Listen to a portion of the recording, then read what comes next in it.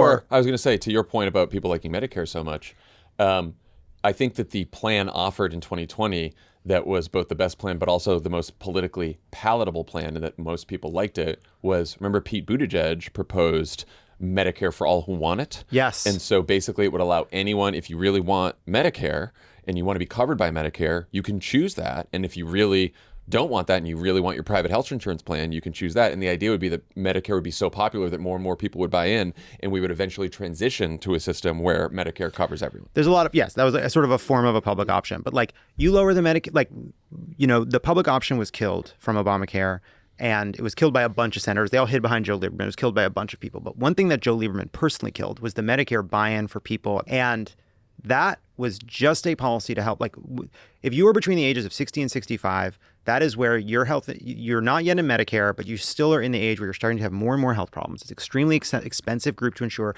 If you get laid off when you're 58, it's incredibly expensive. Like, there's a huge bunch of problems that happen there. And Joe Lieberman personally killed a Medicare buy-in. But like, if we could get the Medicare age down to 60, it costs about $25 billion a year, a tiny, tiny fraction of the budget. And that alone would bring healthcare costs down for fucking everybody just by dint of getting this pool of expensive people to insure off. But like, these are the kinds of things I think we should be talking about, like simple fixes that get us on the road to Medicare for all.